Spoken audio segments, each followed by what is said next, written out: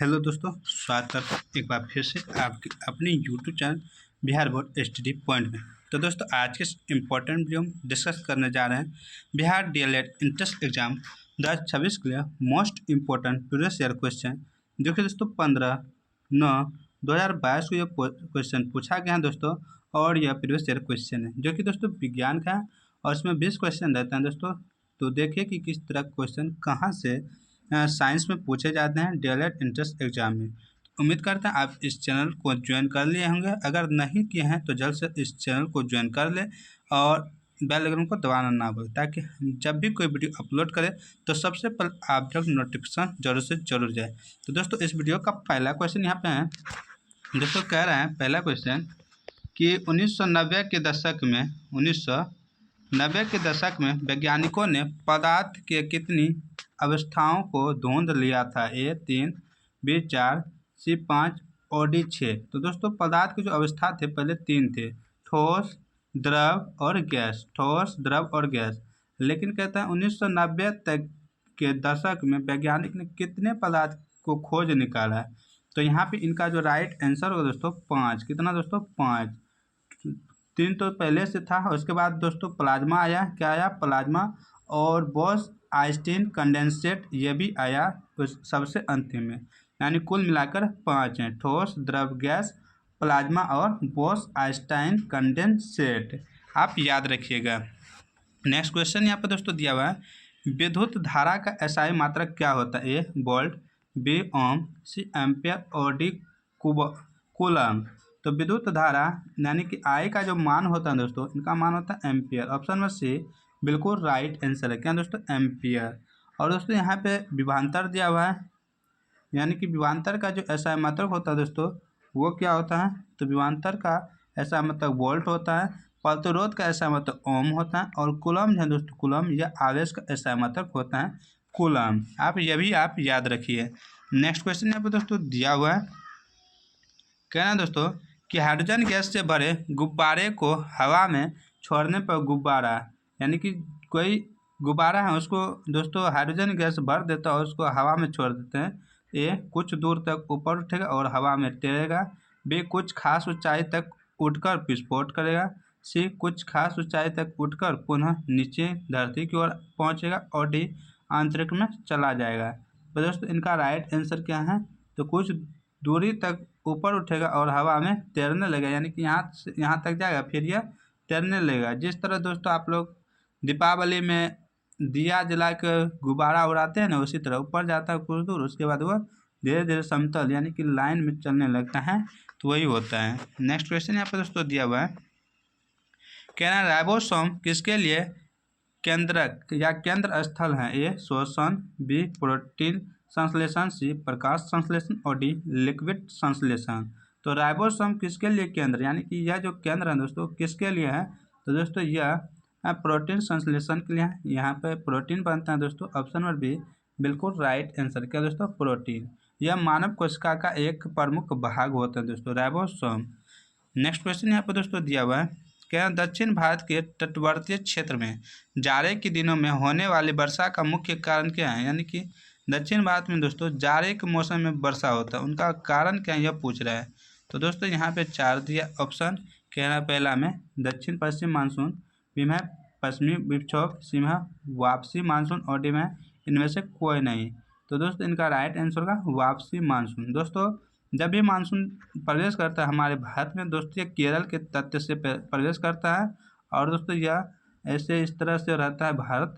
तो यहाँ से प्रवेश करता है ये धीरे धीरे यहाँ तक यानी कि उत्तर में पहुँचता है। फिर दोस्तों यहाँ से जब वापस करता है तो यह बंगाल की खाड़ी होते हुए तमिलनाडु यानी कि इधर से दोस्तों वापस करता है। तो यहाँ पे ठंड पड़ता है, तो ठंड के मौसम में ऑप्शन नंबर सी बिल्कुल राइट आंसर है। नेक्स्ट क्वेश्चन यहाँ पर दोस्तों है, परमाणु संख्या को निरूपित किया जाता है?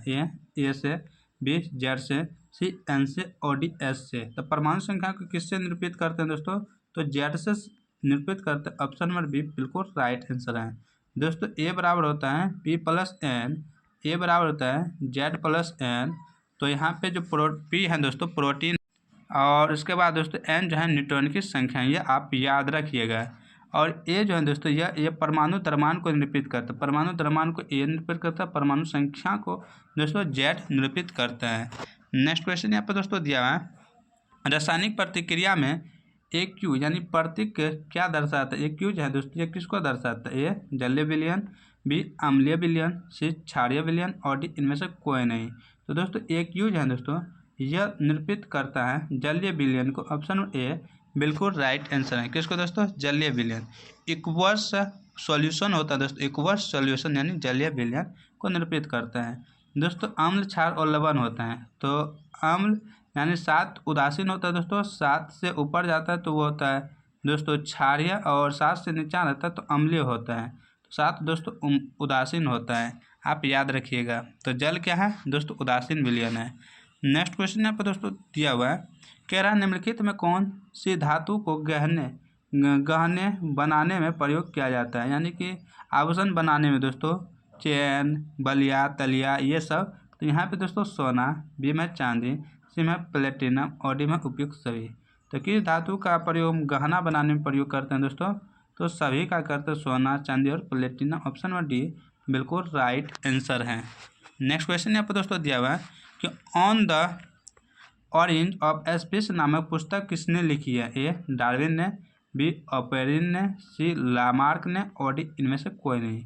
On the origin of species नामक जो पुस्तक लिखी है दोस्तों वह है डार्विन। ऑप्शन नंबर ए बिल्कुल राइट आंसर है। क्या दोस्तों, ऑप्शन नंबर ए बिल्कुल राइट आंसर है, चार्ल्स डार्विन ने लिखा है।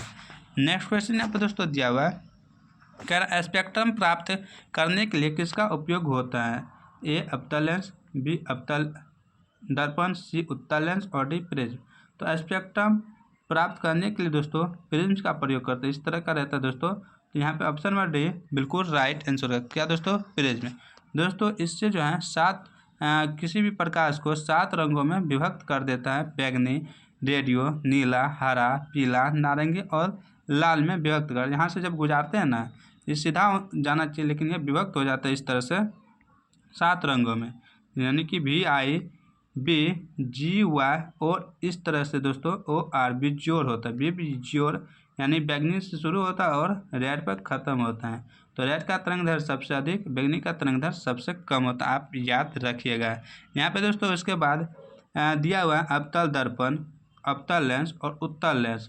दोस्तों इस सभी का प्रयोग दोस्तों कि अवतल दर्पण का प्रयोग दोस्तों हम दाढ़ी बनाने में, इसके बाद दोस्तों चिकित्सा क्षेत्र में प्रयोग करते हैं। अवतल लेंस यहाँ पे दोस्तों दिया है और इसके बाद उत्तल लेंस दिया है। आप इन दोनों का कमेंट कर जरूर से ज़रूर बताइएगा। नेक्स्ट क्वेश्चन यहाँ पे दोस्तों दिया हुआ है कि चाल समय ग्राफ किसके ढाल से प्राप्त किया जाता है। ए तय की गई दूरी, बी वेग, सी विस्थापन और डी त्वरण। तो चाल समय ग्राफ पूछ रहा है दोस्तों, चाल यानी स्पीड और टाइम दिया हुआ है, तो इसके ढाल से क्या किस चीज़ का प्राप्त होता है। यहाँ पे इनका राइट आंसर है त्वरण। त्वरण दोस्तों होता है ना ए बराबर V-U/T, तो यही होता है। ऑप्शन नंबर डी बिल्कुल राइट आंसर है दोस्तों। नेक्स्ट क्वेश्चन यहाँ पे दोस्तों दिया हुआ है, कह रहा है कि विक्टर ने वर्गीकरण के लिए कितने मापदंडों का उपयोग किया था। ए 4, बी 7, सी 3 और डी 5। तो दोस्तों इनका राइट आंसर का 5 किया था। ऑप्शन नंबर डी बिल्कुल राइट आंसर है दोस्तों। कौन कौन सा, तो मोनेरा, प्रोटिस्टा, फंगस यानी पौधे और जानवर, प्लांट्स और एनिमल्स, ये इन 5 को आप याद रखिएगा। नेक्स्ट क्वेश्चन है, कह रहा वह कारक जो बाष्पोत्सर्जन की दर को प्रभावित नहीं करता है, यानी बाष्पोत्सर्जन होता है उनको नुकसान नहीं पहुंचाता है, ये पूछ रहा है। ए प्रकाश की तीव्रता, बी वायु की वेग, सी कार्बन डाइऑक्साइड और डी ऑक्सीजन।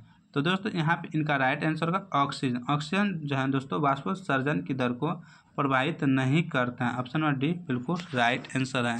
नेक्स्ट क्वेश्चन यहाँ पे दोस्तों दिया हुआ है, कह रहे हैं दोस्तों कि अगर किसी ध्वनि तरंग की चाल 340 मीटर पर सेकेंड यानी 1 सेकेंड 340 किलोमीटर चलता है यानी मीटर चलता है, तो आवृत्ति इतना हर्ट्ज हो तो तरंग दैर्घ्य क्या होगा। तो तरंग दैर्घ्य पूछ रहे हैं दोस्तों, तो लैम्डा बराबर सूत्र होता है दोस्तों V/एफ। क्या होता है, लैम्डा बराबर V/एफ होता है। तो इस सूत्र पर हम बैठा देंगे यानी 4 बटे आवृत्ति, तो इस सूत्र पर बैठा देंगे 340 बटे दोस्तों 1700। तो इससे गया 17 दूनी 34 होता है, तो दोस्तों यहाँ पे 2/10 होता है, तो 0.2 मीटर यहाँ पे दोस्तों सेंटीमीटर में है। तो ऑप्शन नंबर जो है 0.2 सेंटीमीटर, ऑप्शन नंबर डी बिल्कुल राइट आंसर है। आप सूत्र याद रखिएगा, लैम्डा बराबर V/F, लैम्डा बराबर चाल बटा आवृत्ति। क्या दोस्तों, लैम्डा बराबर चाल बटा आवृत्ति, यह सूत्र आप याद रखिएगा। नेक्स्ट क्वेश्चन यहाँ पर दोस्तों दिया हुआ है, कह रहा है यौगिक जिसका अणुसूत्र समान किंतु संरचना सूत्र अलग हो कहलाते हैं ये समस्थानिक, बी मिश्रण, से समावयवी और इनमें से कोई नहीं। कहता है जिसका अणुसूत्र समान है और संरचना सूत्र जो है वो अलग होता है तो वह क्या कहलाते हैं, तो वह समावयवी कहलाते हैं। ऑप्शन नंबर सी बिल्कुल राइट आंसर है। क्या दोस्तों, समावयवी कहलाते हैं। नेक्स्ट क्वेश्चन है जैव वितरित कचरे का किस प्रक्रिया द्वारा खाद में परिवर्तन किया जाता है। तो यहाँ पे इसका 4 ऑप्शन दिया हुआ है, देख सकते हैं दोस्तों। कह रहा है ए में जैव खाद बनाकर, बी में रिसाइकलिंग करके यानी कि उनको पुनः जीवित करके यानी पुनः उनका निर्माण करके, सी में पुनः प्रयोग करके और डी में बर्बाद करके। तो दोस्तों इनका राइट आंसर होगा जैव खाद बनाकर, ऑप्शन ए बिल्कुल राइट आंसर होगा। नेक्स्ट क्वेश्चन यहाँ पर दोस्तों दिया हुआ है प्लाज्मा झिल्ली किससे बनी होती है। ए प्रोटीन, बी फास्फोलिपिड और प्रोटीन, सी प्रोटीन कार्बोहाइड्रेट और फास्फोलिपिड्स और डी प्रोटीन और न्यूक्लियोटाइड्स। तो प्लाज्मा झिल्ली जो बना होता है दोस्तों यह प्रोटीन, कार्बोहाइड्रेट और फास्फोलिपिड्स का बना होता है। ऑप्शन नंबर सी बिल्कुल राइट आंसर है। प्लाज्मा झिल्ली प्रोटीन, कार्बोहाइड्रेट और फास्फोलिपिड्स बना होता है। नेक्स्ट क्वेश्चन है क्योटो जो सम्मेलन हुआ था, क्योटो प्रोटो सम्मेलन, इनका मुख्य उद्देश्य क्या था। ये ग्लोबल वार्मिंग, बी गरीबी, सी साक्षरता और डी मानवाधिकार। तो क्योटो सम्मेलन का मुख्य उद्देश्य दोस्तों था ग्लोबल वार्मिंग, ऑप्शन ए बिल्कुल राइट आंसर। क्या दोस्तों, ग्लोबल वार्मिंग यानी अंतर्राष्ट्रीय सम्मेलन था यह, जिसमें विश्व के सभी देशों ने ग्लोबल वार्मिंग को कम करने हेतु अपने तरीके विकसित करने का फैसला किया था। तो दोस्तों इसमें प्रदूषण को कम करना था, किस तरह से दोस्तों बचाना है, वह सब इसमें तय किया गया था। नेक्स्ट क्वेश्चन यहाँ पर दोस्तों दिया है कि विद्युत परिपथ में प्रवाहित धारा का मान मापने में प्रयुक्त यंत्र है। ए गैल्वेनोमीटर, बी वोल्टमीटर, सी एमीटर और डी इनमें से कोई नहीं। तो विद्युत परिपथ में जो प्रवाहित धारा होता है दोस्तों, जैसे ये दोस्तों तार है, इससे जो प्रवाहित धारा होता है दोस्तों, इनको हम किस चीज़ से माप सकते हैं यानी किस यंत्र से, यह पूछना है। तो दोस्तों यहाँ पे इनका राइट आंसर का एमीटर से मापेंगे। ऑप्शन नंबर सी बिल्कुल राइट आंसर का एमीटर से। नेक्स्ट क्वेश्चन यहाँ पे दोस्तों दिया हुआ है और इस वीडियो का अंतिम क्वेश्चन दोस्तों है, कहता है कृमि खाद यानी वर्मी कंपोस्ट बनाने हेतु निम्न में से किस कृमि या कीड़े का उपयोग किया जाता है। ए में है सोल कृमि, बी में हुकवर्म, सी में केचुआ और डी में इनमें से कोई नहीं। तो कृमि खाद बनाने के लिए दोस्तों जो प्रयोग करते हैं केचुआ को प्रयोग करते हैं। ऑप्शन नंबर सी बिल्कुल राइट आंसर है।